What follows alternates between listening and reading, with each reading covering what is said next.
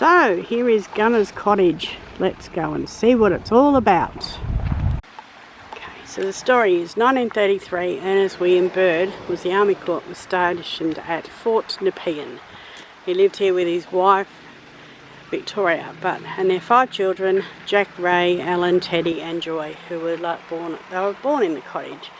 It was actually situated on the south side of Eagle's Nest, in the Bass Strait side of the Defence Road, wherever that is. And it was lived in and occupied by many people throughout the time. Members of the Royal Australian Artillery were stationed at Fort Nepean. So now it's just an information centre.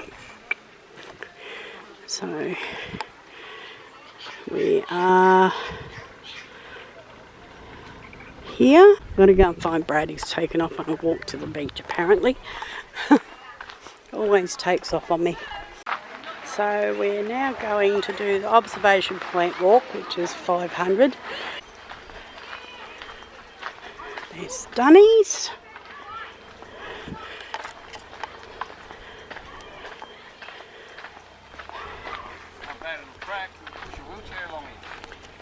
Well, it did say wheelchair, it had a picture of a wheelchair, so yes, it's disability friendly, which is good. Always good to see. Beautiful day. What is it? 30 degrees. You never know, one day we might need disability tracks. Shouldn't laugh, we might. I can't wait. Oh, Brad, don't wish that on yourself.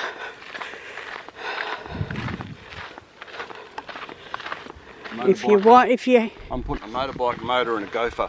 I can't wait. It's going to be great fun.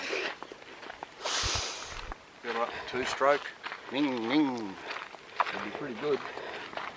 I'll make a bit more. You might as well, you better do it now while you can still get on and off it and still have some... I'll make a big enough fit turbos on here.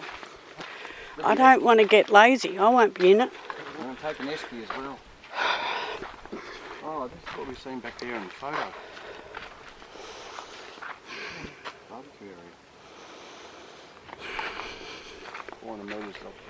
Well, this is where we're going.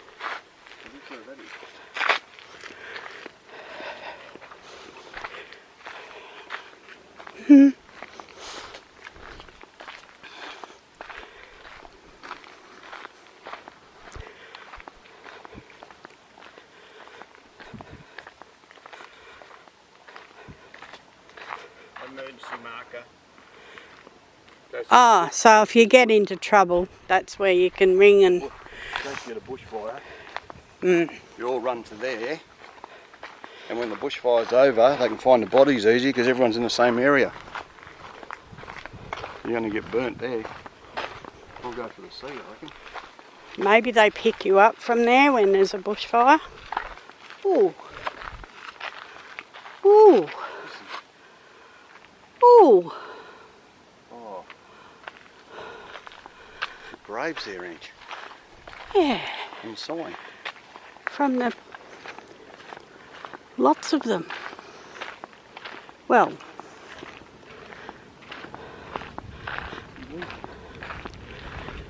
The Point Nepean Cemetery. Must have been pretty big back in the day, mustn't it? Zoom in. You can read it if you want to. I was there for a fair while, so people had a chance to pause on it.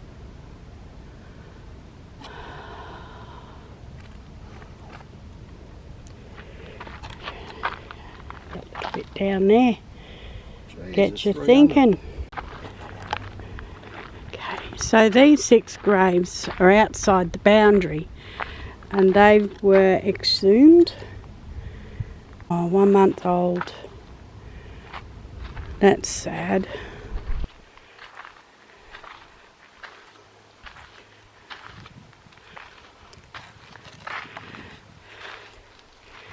Erected in the memory of those lost their lives on the immigrant ship Ticonderoga. See, I'll zoom in on it because that could be interesting for you all. Back.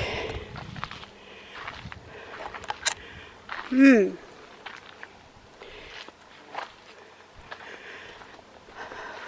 Brad's gone. Oh, way over in the corner. So there's 300 people buried in this cemetery, but a lot are unmarked because the names are forgotten. They don't know who they are. Of military shipwrecks. It was all on that plaque and I've forgotten. So these are the unmarked ones as well. And there's probably a lot more out there that are not. They've got little numbers, but that's it. Oop. Go ahead.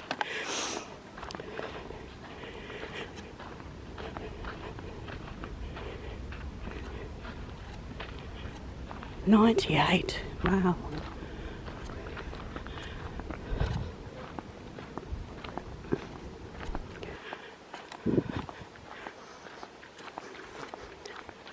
It's amazing stories you can read or you can collect together from old cemeteries. Sometimes the names ring a bell as you go around. You think, oh, that one's linked with that one and that one's linked with this one, but these are probably not really studying them that well. That's an old one. Can hardly read it.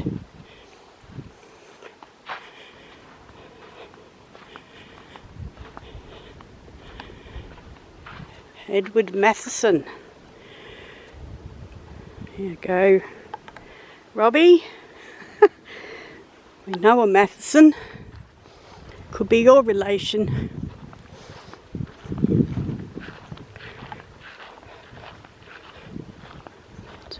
They got these metal little boy, a man with a cane, a lady with an umbrella. They add to it, don't they?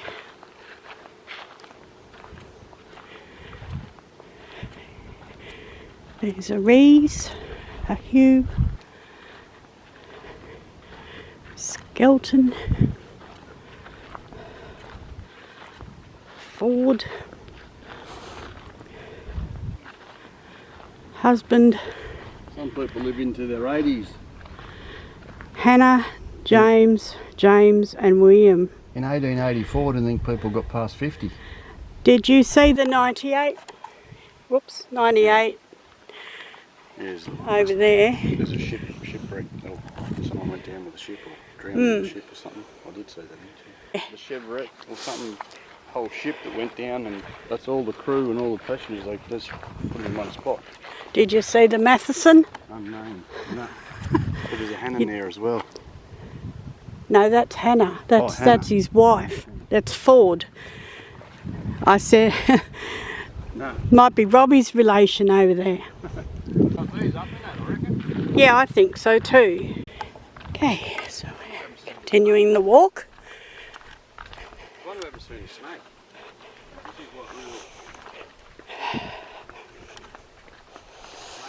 Just keep your eye open.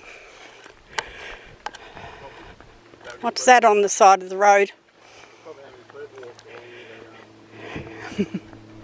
What's this one? The boundary fence. There you are. If you wish to read it. So apparently to the left there should be remnants of a fence. Yeah, a bit of a downhill run. Not too bad. So if you walk down, you're going to have to walk back up. You're alright. Wow, what? Last lot of rain rushing down off that hill. We get where the water's been. Yeah, well, it was pretty heavy a couple of nights ago. Where we were staying too, the lady, it was really rough actually. It was pouring. There was tens of millimetres of rain. I'm not sure 33, 36, whatever. And it was just full on, and there was a big lightning storm. You might have seen it on the news about Geelong getting smashed. And the lady we met yesterday when we pulled into our campground was talking to me about she said, oh, you missed a good storm last night. She said, we're in a swag. And she said the bottle of vodka helped. Yeah, would have too. Vodka. Go straight to sleep. You'd need it. Gosh, it would have just pelted the swag. I'll see her again. I'll ask her how wet it got. And we were in a full composite van, dry as a bone, beautiful and cool with the aircon on. It was a bit loud. Woke me up. Yeah, a little bit loud on the roof. On the roof, but that's all right. I don't mind the sound of rain.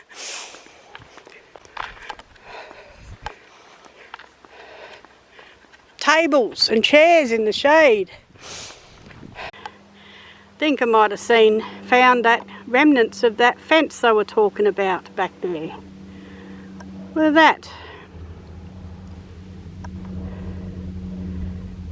Oh, gee, that sand's hot when it gets on your foot. Gee, I've got strong thongs on. Need to cool them down in the water. Oh look, old jetty.